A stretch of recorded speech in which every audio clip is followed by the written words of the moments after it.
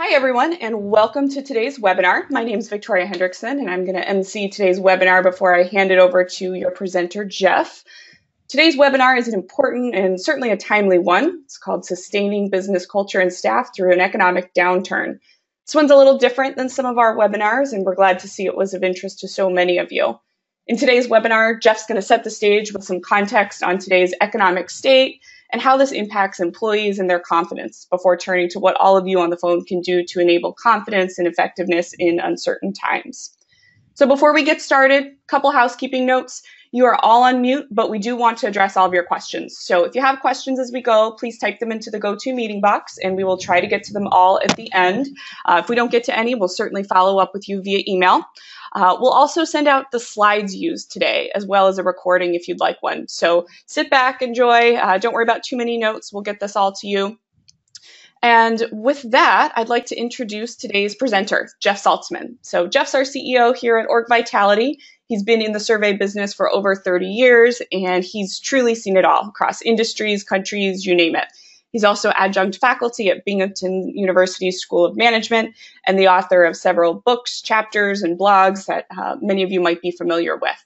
I'm confident you'll all learn a lot from Jeff today. So without further ado, I will turn it over to Jeff. Hi, thank you, Victoria. This webinar maybe is going to be a little bit different if you've attended some of our other webinars.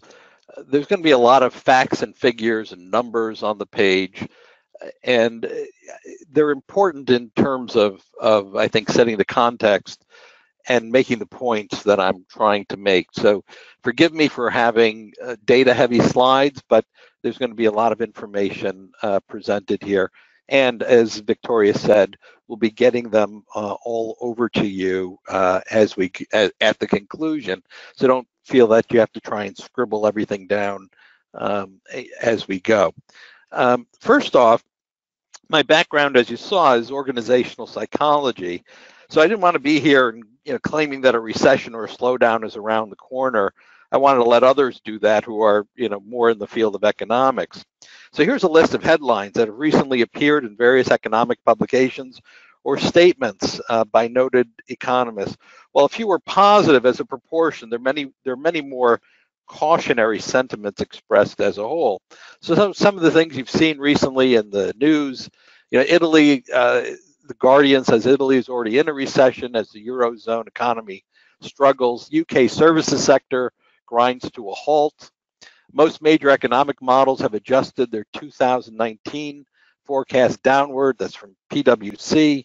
CEOs are good at predicting economic trends, right, from Fortune magazine, and Fortune says their confidence has dropped dramatically. You can see odds of a recession have spiked to a 3-year high. Wall Street Journal claims CEOs say recessions is their top worry. Yield inversions, which is something that is watched pretty closely, the yield on bonds, when short-term bonds are all of a sudden worth more than medium or long-term bonds. That's a yield inversion, and that has preceded downturns for more than half a century in terms of predicting recessions. Economists as a whole are seeing a 25% chance of a recession in the next 12 months, up from 13%, so says the Wall Street Journal, and so on. There are a couple of headlines that you see, such as Goldman Sachs predicting no recession in 2019, but sees a pretty sharp slowdown.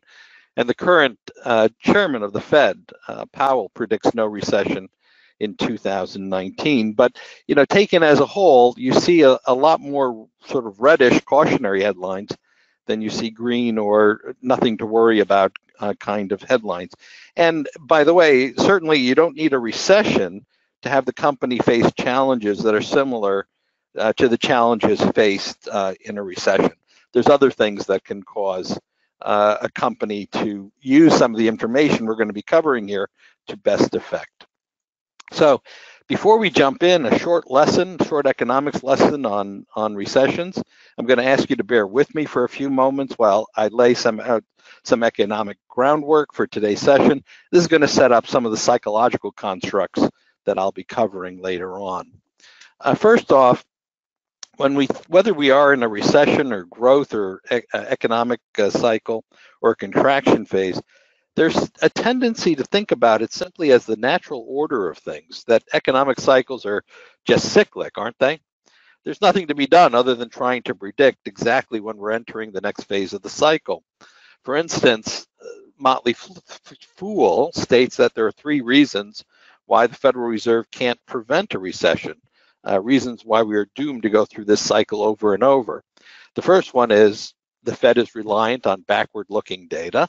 In other words, by the time the economic data comes out and they can proclaim we're in a recession, they're proclaiming we're in a recession, but it happened 6 months ago, right? Emotions and hubris can play a role in all this. And the Fed, of course, has no control over a country's fiscal policy. So recession feels inevitable. This is a statement from The Atlantic, which wrote about this. Recession feels inevitable, and using history as a guide is inevitable. Tides come in and out, the sun rises, the sun sets, the economy expands for a decade or so and then contracts. So the question is, are recessions in fact inevitable? And if you take a look, for instance, at Australia, Australia hasn't had a recession in almost 30 years. So the question as to whether or not this is just a cycle or whether this cycle is caused by actions that people take, I think the answer to that, of course, is that recessions are caused by the actions people take. In this webinar, we're going to really concentrate on the first 2 pieces here. The Fed is reliant on backward-looking data. I'll be talking about that somewhat. And we're going to start off by talking about the role that emotions and hubris plays in this whole thing, in this whole recessionary thing. So here's a generic economic cycle showing the various phases: the peak, the recession, the bottoming out, the recovery. The overall trend line, though, in these cycles, and historically, in fact, the overall trend line has been an upward trajectory. So even though we peak, we go down, we then recover, the economies through this all, when you look at the long-term trend, has been upward. And if we then look at what MarketWatch, which is part of Dow Jones, is earlier from February, this was their take on where they think we currently are in that cycle, or where various countries are, with Spain sort of expanding, US still expanding, but then you can see other countries further along in the cycle heading towards contraction. China is considered contracting, not because its economy is yet shrinking, but because growth in China has slowed so dramatically recently. So if you look at, from an economic standpoint, the GDP growth in these countries, this is where Dow Jones is pegging where we are in the economic cycle. Another way to look at this is by looking at stock market performance.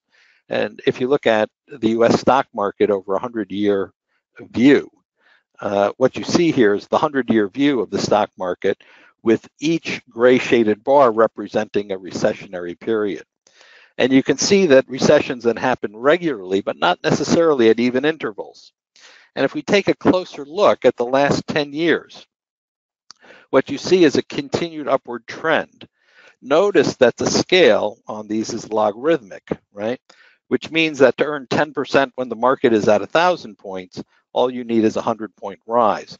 But to earn 10% when the market is at 25,000 points, you need a 2,500-point rise. So while we're experiencing these days wild market swings, a 100-point daily shift, for instance, doesn't mean as much as it used to. And for our purposes here, a recession, and this is the traditional definitions, a recession is defined as 2 successive quarters of negative GDP. A bear market is a market that has gone down 20% of its value, and a correction is a market that has gone down 10% of its value. Right? So let's start off. Well, thanks for bearing with me on that. I felt like I needed to set up a little bit of the information you're now going to be getting. So thanks for that. So let's talk for a minute about how emotions play a role in the market and economic swings. Traditional economic theory is based on the notion that human beings are rational thinkers, meaning that we consider all the information available and then, like a computer, apply a return on investment type of equation to our decision making. For instance, a $20 discount on a $100 pen should be equally attractive to you as a $20 discount on a $30,000 car if you base it on rational economic theory or traditional economic theory. After all, 20 bucks is 20 bucks. But that's really not the way people behave and people react. For instance, while you might drive across town to save, say, $40 on a $100 pen versus buying it at the shop next door, you would not likely drive across town to save $40 on a $30,000 car versus buying it next door, right? So we are human, and rather than being pure rational thinkers of traditional economics, we're influenced by our emotions and often make decisions based on heuristics or biases. We're also social animals and can exhibit a herd mentality, such in the case of the stock market, a rush to the exit. The idea that people react not necessarily with logic was extensively researched and brought home by two economists, by psychologists Daniel Kahneman and Amos Tversky, with a body of research they conducted over many years. World War II, Daniel Kahneman was awarded the Nobel Prize in economics, the first psychologist to be so honored. Amos Tversky probably would have gotten it as well, but he had passed away, and the Nobel Prize is not honored after death. So what they had developed, and Daniel Kahneman further explored later on, was something called prospect theory, which states that people are more adverse about a potential loss. In other words, it hurts more to lose $5 than it does to gain $5. The theory states that people make decisions not as the rational thinker, but with the emotional component in mind. So bottom line here is people will behave differently if they're trying not to lose $5 than if they're trying to gain $5. And that negative loss of $5 is emotionally more impactful to them, right? Expanding on this for a moment, think about why people exhibit what's called confirmation bias. Why do people search out information that confirms what they already believe and ignore information that would contradict those beliefs? Having to change your opinion, admitting that you're wrong in a closely held belief, is really a type of loss. So organizations at times react emotionally as well, right? After all, what is an organization but an amalgamation of people? So the data imply that individuals react with emotion rather than as cool, logical actors. And that means that organizations at times can react emotionally as well for, as I said, what is an organization but an aggregation of people? Sometimes organizations react emotionally to an economic downturn and in panic mode begin laying off staff. Work that was done on staff layoffs was performed by Wayne Cassio. He tracked the performance of downsizing firms versus non-downsizing firms, following up with them up to 9 years after the downsizing event. What he found is that as a group, the downsizers never outperformed those who managed to avoid downsizing. Now, we're not talking about firms that are responding due to restructuring, due to acquisitions or changes in their business model. We're talking about and tracking firms that simply resorted to layoffs as a way to deal with an economic downturn. And as I said, as a group, those downsizers never outperformed as a group the non-downsizers. So Cassio has some advice in terms of when downsizing is unavoidable. After all, in certain cases, if your expenses are really high, if you don't downsize, don't get your costs under control, you're going out of business.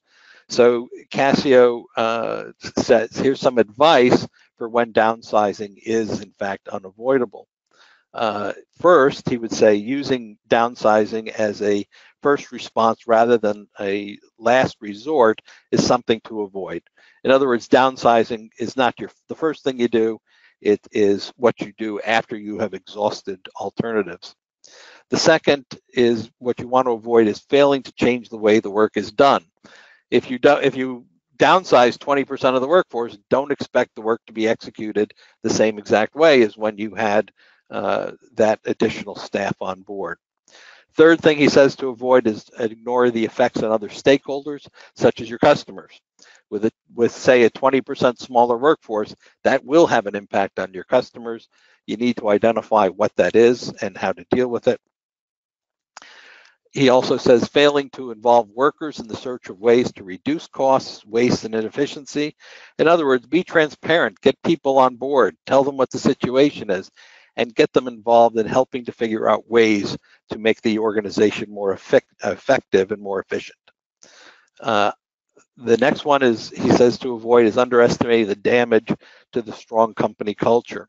In other words, if laying off people will have an effect on the way people react and feel about the organization. And finally, a practice he says to avoid is failing to evaluate the results and learn from your mistakes. So in other words, laying people off and not saying what has the impact of the layoff been to our organization's ability to produce and learn from what we've accomplished here.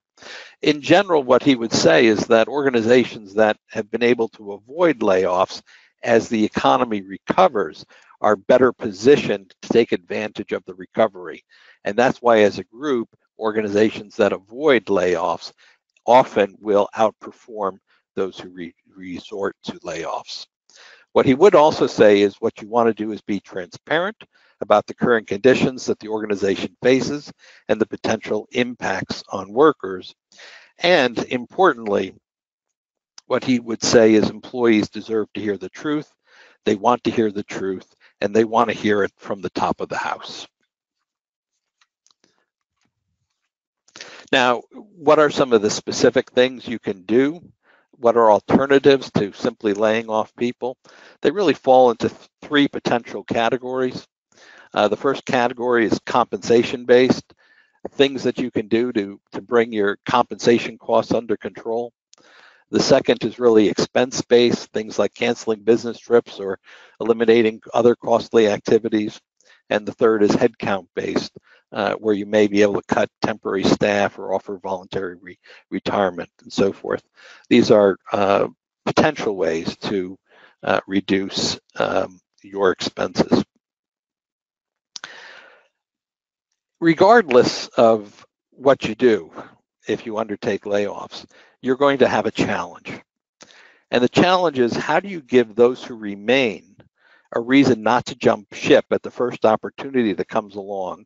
And as you begin to rebuild the organization, how do you convince new hires to join? So this is a model, the Message Performance Future model, is a model that works for organizations undergoing not only from a standpoint of layoffs, but it's a model that works for any organization undergoing transitions. This model was actually first developed in a series of conversations I had with the CHRO, Don Packham, who was the CHRO of the FBI after 9/11, when the role of the agent in the FBI was changing.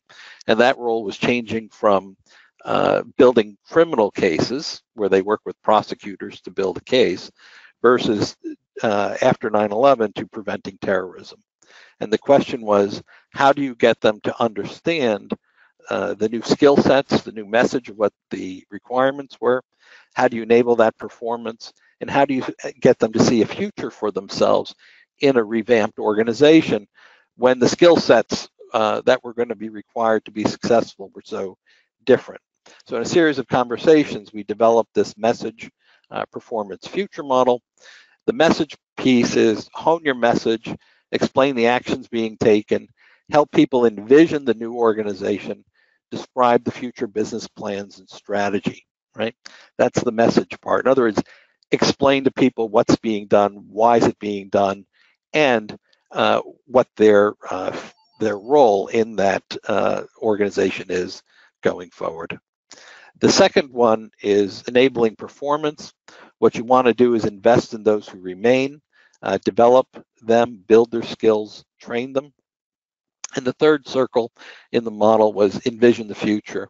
Describe a future full of promise for employees, describe their potential role in that future, and encourage participation in inventing the future. We tested this out, and in fact, it worked very well in helping people align themselves to the new direction that the organization was going.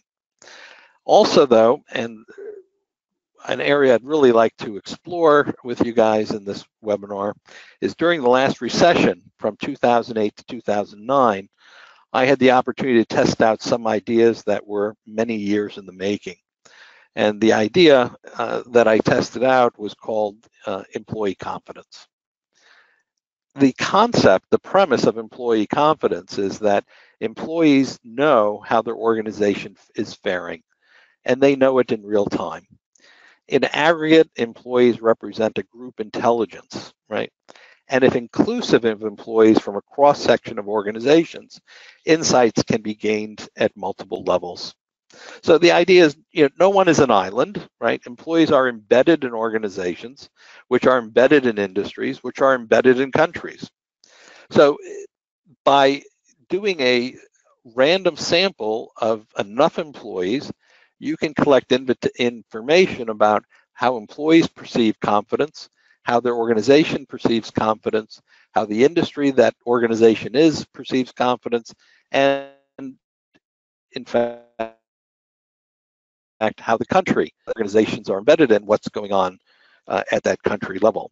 So let's look at the implications of employee confidence in sustaining a business culture and the employees in an economic downturn. I wanted to see if this could really be proven out. Again, the notion is employees know how their organization is faring, and they know it in real time. So this goes to that idea that the Fed can only look backwards. In aggregate, they represent that group intelligence, and if inclusive from a cross-section, insights can be gained at multiple levels. And in fact, employee responses in aggregate can be a leading indicator of these metrics at multiple levels. So for instance, think of a ticket taker at Disney. And that ticket taker at Disney is going to know that the lines, for instance, are shorter than usual, well before the accounting department summarizes the attendance numbers and sales figures for the quarter, and it gets publicly released as information. And in fact, the employees who are able to look up and say, the line's shorter than it normally is, I'm getting a little concerned, they're going to know that in real time. So that's what we're trying to capture with employee confidence, is the sentiment that employees feel about business conditions. What does the sales force feel? What does the factory feel, right? What do the other employees feel about what's going on in the organization? The construct of employee confidence is a higher level of employee confidence is achieved when employees perceive their organization as being effectively managed, perceive their organization as being competitively positioned with attractive products, believe they have a promising future within their organization, job security, and skills that are attractive to other employers, which is really career security. So on the one hand, job security is when I feel I'm going to be able to keep my job where I'm at, and career security means I am being developed and I'm being the skill sets that make me attractive to other employers should I need to leave where I'm at. So we're looking at both job and career security. If you want to depict this as a model kind of figure, it's a 2x2 cell. So you have on the y-axis organization and personal confidence, and organization and personal each have an internal and an external component, right? So organization internal is what's happening inside the company. Is it effective management? Are the business processes working well? Is there financial discipline? Organization external is how are we perceived by our customers? Do we have strong and attractive products and services? Are we competitively well positioned? Personal internal is about my position within the company I'm in. What do I feel about my job prospects? Do I have job security? How do I feel about my future prospects? Is this a place where I can have a career? How do I feel my skills are being developed? Is this a good place to be from? And then personal external is, how do I feel about my career? Do I feel I have career security? Are my skills transportable? Do I perceive there being opportunities elsewhere if I were to leave my organization? So developed a series of items that covered this model, and we went out and we asked every quarter from the second quarter of 2008 to the third quarter of 2009, so 6 quarters in a row. We were able to random sample 15,000 full-time workers. And in addition to the confidence items, demographic information such as company worked for, as well as other responses were collected. In 2006, these 12 countries in aggregate represented 73% of the global gross domestic product. And in 2018, they represent 71%. And just for the sake of interest, I showed out what their GDP contribution to global GDP was when we first did this in 2006, and what that same country's contribution to global GDP is in 2018. The 2018 numbers are still an estimate, which gets back to that, the Fed is always looking retroactively. So the big change, and of course what your eye gets drawn to, is that China went from about 6% in 2006 up to 16% in 2018. But you can see there's a small list of countries that really account for 3/4 of the world's gross domestic product. So we went out and collected data on these countries for 6 consecutive quarters during the last recession. And here's the overall index, the employee confidence index that we created. And you can see based on this index, what we found is that the first quarter of 2009, employee confidence from this recessionary period hit the low point, right? And so we wanted to test, are we measuring something that has any relationship to anything else? So what we did is we compared that against the consumer confidence as measured by the Conference Board, and we found we were pretty much in line with the consumer confidence scores that were being measured. And in fact, one of the differences is consumer confidence is measured monthly, and we were measuring employee confidence quarterly. But you can see the first quarter of 2009 was, in fact, it's March of 2009 when that was collected, was basically the bottom of the recession last time around. The overall patterns actually are remarkably similar. Another test we wanted to do was to see whether the patterns that would emerge by occupation, and what we saw is what we usually see in employee surveys, with more senior managers responding more favorably, service and production people at the other end of the spectrum. And this is in fact the pattern that you would typically see on an employee survey in any kind of economic period. And those typical patterns we found also held up during a recessionary period.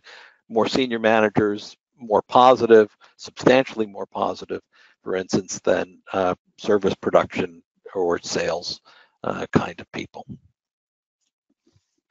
Okay. We collected some other items as we measured employee confidence. One was about confidence in terms of being laid off. And we found that, again, in that first quarter of 2009, layoffs were, people were most concerned about layoffs, both males and females. What you can see in the pattern is that females generally had less concern about layoffs than males. And when we looked at where females were represented from an industry standpoint, we found that they were actually experiencing less layoffs because they were overrepresented in things like healthcare and education, which did not feel the impact of the recession as strongly as the male population, which was more represented in manufacturing, agriculture, mining, and so forth. So again, the patterns held with what we found, and they held with traditional patterns of what we expect as we collect employee data. Okay. We also ask people about how long they were going to stay with their organization. We split this population into low employee confidence people and high employee confidence people. And that was defined at being either in the bottom 25% of the distribution or the top 25% of the distribution. And those people who had high confidence in terms of the measures from the model I showed you before, they were much more likely to say, I'm going to be here for 5 years or longer. And people that had low confidence in their organizations were much more likely to say, I'm only going to be here for the short term. So employee confidence seemed to also predict people's expectations of how long they were going to stick around with the organization. So far what we've looked at is some of the individual patterns, the employee patterns of employee confidence. And then we wanted to take it up a level and say, what insight does the employee give in terms of the organization's performance in terms of employee confidence? And on this chart, what you can see is that those with lower confidence were much more likely to report that organizations' performance had declined in the last 12 months, and those with higher confidence were much more likely to report that it had improved. Now, the criticism that you can get from this is, well, this is just people's perceptions. How does this match up to reality? So remember, previously I said as we collected this data from participants in the study, we asked them what companies they were in, and that traded. What we were able to do is match up their scores to financial performance in terms of total shareholder return and diluted earnings per share. And again, looking at the bottom 25% of people and the company's performance versus the top 25%, employees' perceptions of confidence in these organizations seem to match the performance reality, right? So in the recessionary period, right, the 2009, those in the bottom 25%, those organizations lost about 6% in terms of diluted earnings per share. Those in the top 25% were making just over 2% return. So the bottom line is employee perceptions, asking people how things are going based on that employee confidence model did end up matching to things like performance reality as measured by share performance. If you take it up another level, all right, so now we've looked at the employee, we've looked at the company level. If you take it up another level at the industry, we were able to match up employees' perception, again, confidence perception, with bankruptcy filings as reported by Dun & Bradstreet. So what we found here is that the largest increase in bankruptcy filings in the last recession was in the mining industry. And when we match that up to the employees' perceptions in the same period of time, the lowest level of employee confidence was in fact in the mining industry, and so on and so forth. Agriculture, forestry, and fishing had the least increase in bankruptcy filings, and they had the most positive employee perception in terms of employee confidence. So from this, we were able to surmise that there does seem to be some kind of relationship, again, between employee confidence and bankruptcy filings at the industry level. So we've now looked at a couple levels. Let's take it up another level, and let's look at it at the country level. And what did we find when we looked at employee confidence with GDP? Well, one of the things that I think is important to note is that employee confidence did not align with absolute GDP values, but it aligned very well with change in GDP. In other words, it's not the absolute GDP that gives people confidence, it's the upward or downward movement in GDP. So as countries were experiencing growth, rapid growth, the more rapid the growth, the more confidence that the employees within that company or country had. And in fact, we were able to correctly identify 3 of the 4 rapidly expanding economies by simply looking at their rank in employee confidence, and 3 of the 4 slowest growth or shrinking economies by looking at their rank order employee confidence. The row value here is 0.87, and actually the first time I saw that number, I said, do it again, it can't be that high. But in fact, the number is accurate. So in other words, those countries with the most confident employees were those experiencing the fastest growth. So what we know from this is that directionality and giving people a sense of directionality, whether it's at the company level, the industry level, the country level, giving people a sense of things are getting better is important to creating a sense of confidence in the employees. Now, one of the things that many companies do is they measure something called employee engagement. So we wanted to look at GDP rank order against employee engagement scores in each of those same countries, and we found that employee engagement was not as accurate as predicting these financial outcomes as employee confidence was.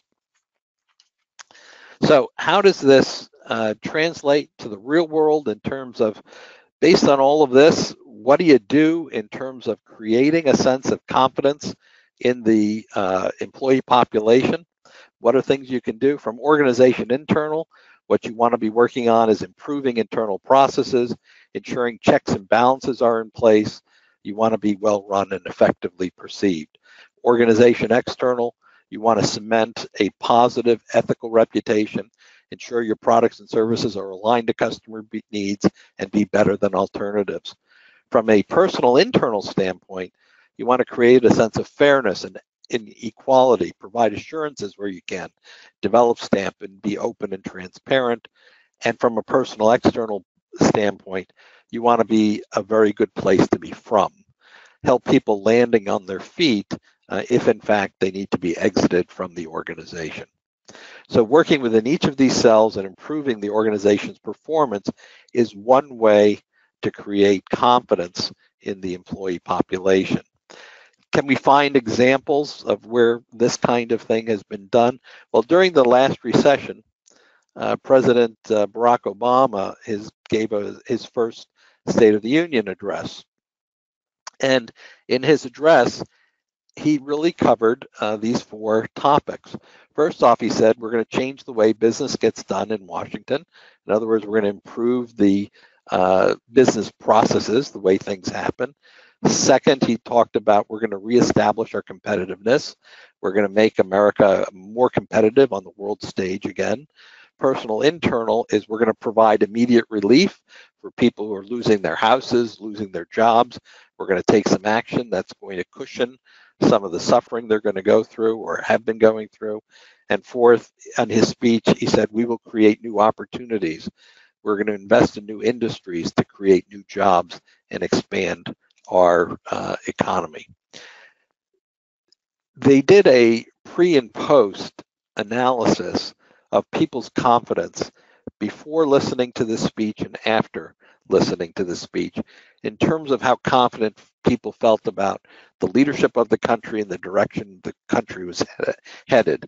And the findings were actually very clear cut in that after listening to his State of the Union address, people's sense of confidence in the direction of the country and in the leadership of the country increased substantially. That's politics. That was during the time of the last recession. But what do we see in the private space, in the business space? Here's the CEO of Google in one of the speeches he gave that was labeled as one of the most, inspirational speeches that he's given.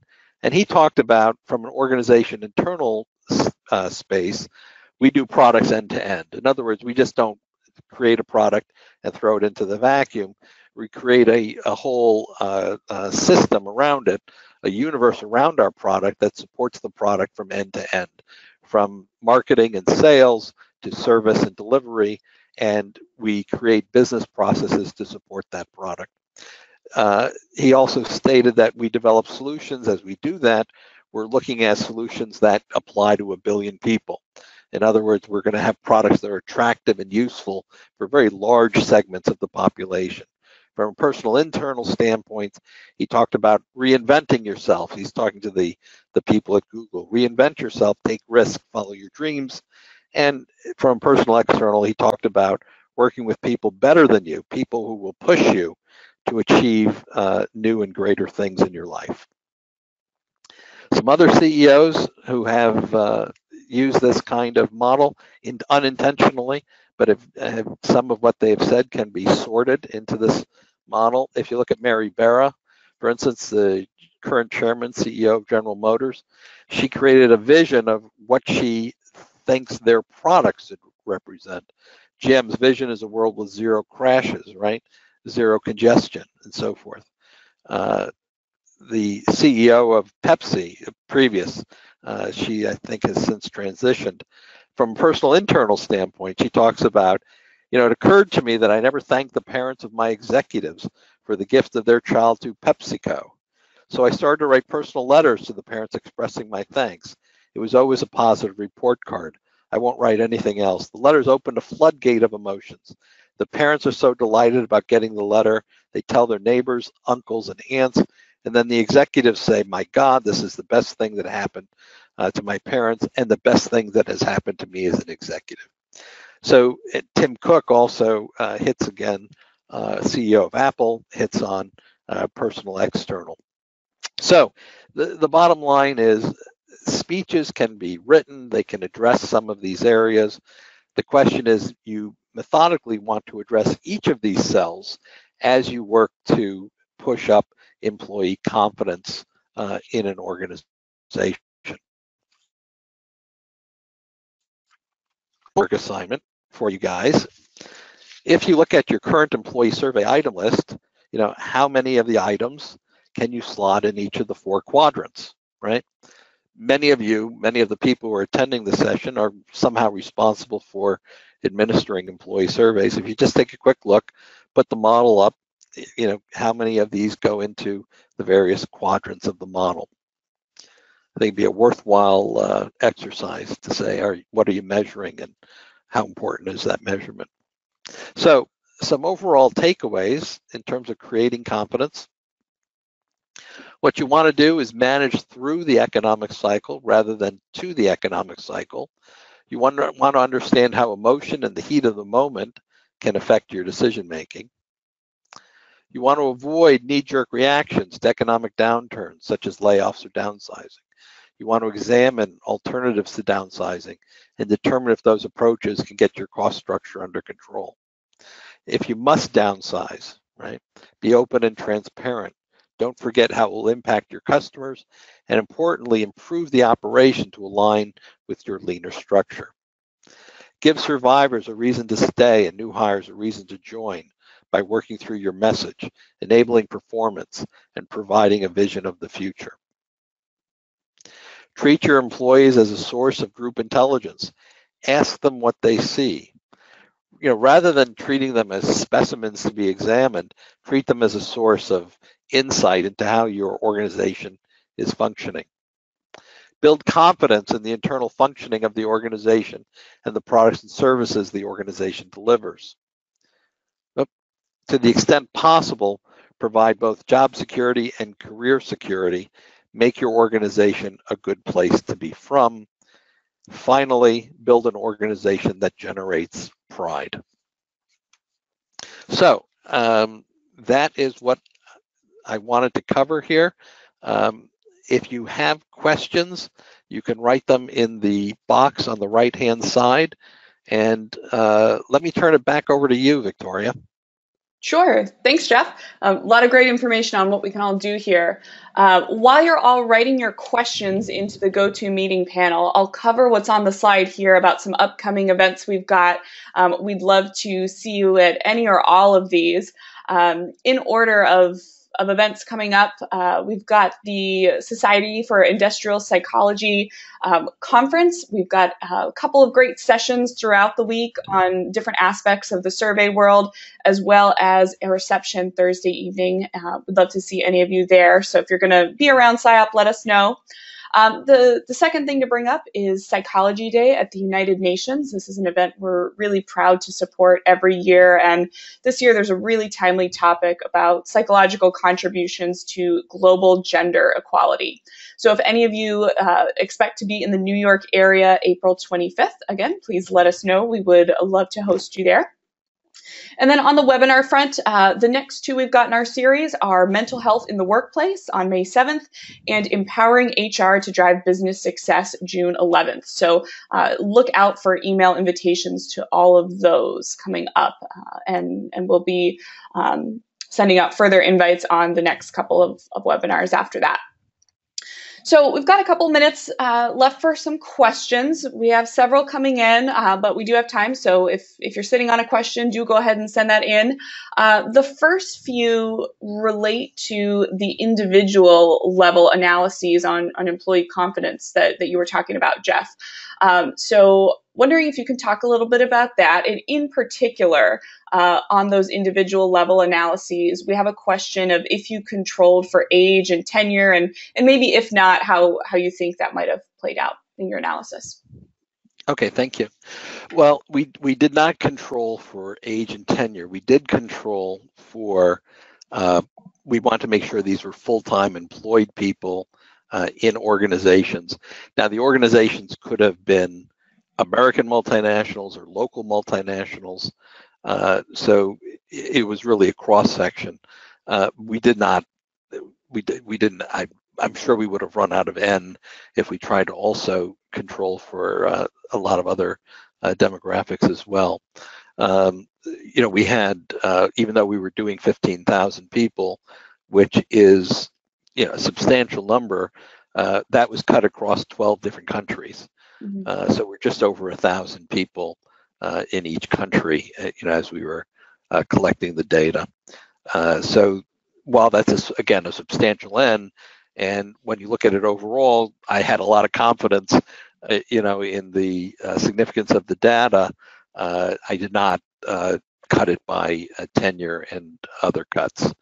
So that's the way that was done. Mm-hmm.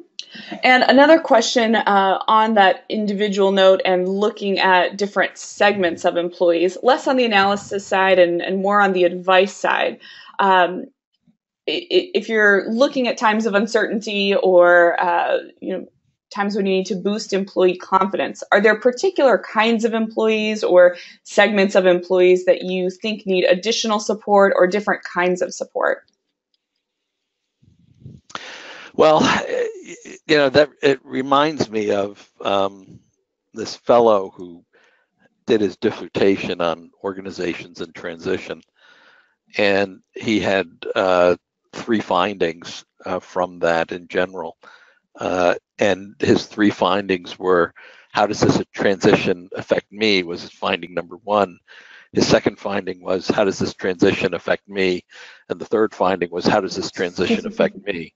So, in general, people in any kind of transition, whether it's a reorg, whether it's a downsizing, whether it's a merger and acquisition, whatever it happens to be, people are always wondering, what does this change? What does it mean to me at an individual level? Whether that be, do I keep the same job in a different organization? Am I going to be trained to do something else? Do I have the same boss, or whatever might be going on? I think it's very fair to say that that is not unique to any one kind of person or occupation. And in general, what we also find is that when people don't get access to this information, they fill in the blanks with their imagination. And by and large, their imagination will come up with responses that are much more severe than the reality. So it's in the organization's best interest to be as transparent as they possibly can be to all occupations and all people within the organization. Mm-hmm. Mm-hmm. We've got a couple of questions, I think, in response to that, and looking for kind of how to implement that. So as you're talking about ways to support people, it's a lot of communicating what's happening with transparency, what's going to happen to me. And there are different people involved in that. There's, top leadership, there's, my direct manager. So the question, Jeff, is who's responsible for what? If you've got leadership, HR, communications, direct manager, what would you say is the main responsibility for each of these groups? Well, I think what you end up with in any organization of any size when it comes to things like this is you need to develop a cascade. And so, ultimate responsibility, of course, is at the top of the house, and employees want to hear big messages from the very top of the house. But in terms of how does this impact me at an individual level, the CEO is not going to be able to go out there and talk to 50,000 people about how does it impact me and so forth. And so what you need to be able to do is to begin to cascade that information through the ranks. When we work with organizations on this, what we often find is that there may be a blockage, that the message goes out from the top, it gets down one level, and then it gets down to the next level, then all of a sudden it stops. And when you go back and examine, why did it stop? The next level down will say things like, well, we weren't sure how to communicate it forward, or we weren't sure if we were supposed to communicate it forward, or things like that, or I didn't have enough time to communicate it forward, or, all sorts of excuses begin to bubble up. So I think the bottom line is in times of transition, the messaging has to start at the top. It has to cascade down. But in addition to the information, very clear instructions need to be given to the cascade about what they're expected to communicate to the levels below them, and to make it clear that all levels need to be included in the communication change. Mm-hmm. Sounds a lot about how they all work together. Yep. And then the second related question there is, if you're in a place where forecasts are uncertain or negative, how do you decide how much to share with employees? Yeah, that can be a tough one in that organizations tend to want to balance, transparency, truthfulness with we don't want to scare the living daylights out of people. And the bottom line for me has always been to be as transparent as you possibly can be. And the way you don't scare the living daylights out of people is by educating them on the implications of the information that you're communicating, which means that communication takes more work, takes more time. But part of it is as an employee, you want to give people the information you would want yourself to receive in terms of understanding the environment you're in and what the future may or may not hold for you. So communicating bad information downward is as important as communicating bad information upward, right? I remember being involved in trying to find out how the Exxon Valdez ran aground up in Alaska. And we were asking questions about how comfortable are you communicating bad information up the line, and if not, why not, right? And what I'm struck by in that is not only was it important for them to be able to communicate bad information up the line, the top of the house needs to be able to communicate bad information downward, not just positive and rosy things. Because oftentimes, if bad information is communicated downward appropriately, people will have insight as to what can be done to improve things, to fix the environment, to make the processes more efficient, to save money. And without tapping into the group intelligence that the total organization represents, you're not making full utilization of that intelligence. And while that represents a harder work, more work, it represents a gold mine of potential that organizations can tap into to improve the performance of that organization. Mm-hmm. So not just sharing the problem, but getting people involved in the solutions, and that exactly benefits everyone. Exactly. Okay. Last question here, and this brings in surveys and measurement. So, the hypothetical here is if you are in a situation where you expect a lot of change and maybe some peaks and valleys in employee confidence, when do you survey? What is the best survey cadence in that instance? Yeah, the default survey cadence is to do it sort of in just a regular cycle, whether it's once a year or twice a year, just a regular cycle, or every 18 months, that get people used to that. This is just part of the way the business operates. It's like saying, we regularly collect financial information and we regularly examine it every quarter, or, at the close of every business year.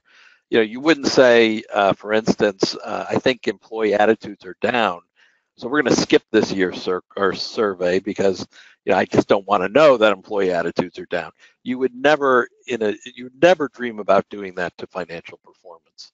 And so if you truly believe that employees can have an impact on the financial well-being of the organization, how can you ignore their input, even if you think it's going to be worse because the organization is going through a tough transition period? Now, saying that, what we've also found is organizations that are rapidly changing benefit from more frequent, whether it's pulsing or census surveys, but more frequent data collection. Because if everything is changing, from end to end every month, what you want to have is more of a continuous data stream to understand the impact of that change on the organization's behavior and performance.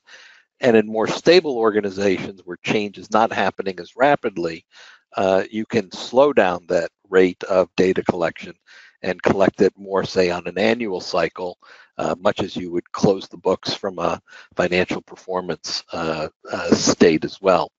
But once you get into a cycle, it doesn't mean you're locked into that cycle forever. So if an organization is undergoing a lot of change, a lot of rapid change, maybe you're surveying or pulsing, every quarter or every 6 months.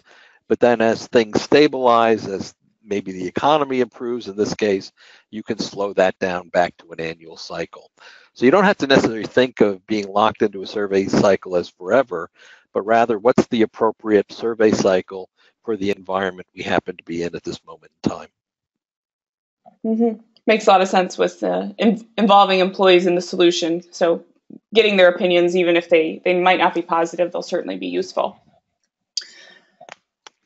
All right, so that wraps up all of the questions we have, and we're getting to the top of our hour here. So, Jeff, I just want to leave it with you if you have any words to leave everyone with at the end of our webinar today.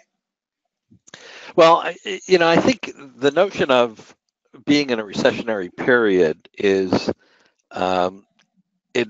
based on the way that we are as a society. It is a given. There is a downturn coming, whether that's in 2019, 2020, 2021. It depends on who's reading the tea leaves as to when this will occur. But it will occur, as it seems to regularly do. The principles that we talked about and the measurements of what we showed today is not necessarily based on what are you going to do simply when a recession hits, but it's just good measurement practice, regardless of what the environment looks like at any particular point in time. Having a baseline and seeing how you change against that baseline can be very insightful for any organization. So even though this was aimed specifically at recessionary or economic downturn kind of situation, this data is useful to collect, and certainly challenges that organizations face that aren't tied to recessionary periods can benefit from insights that this kind of a framework brings to the table as well. So thanks very much for your time. I hope you enjoyed the information. Thanks, everyone. You'll be receiving a post-webinar survey as soon as the webinar concludes. We'd love your feedback, and we look forward to seeing you on another one of these.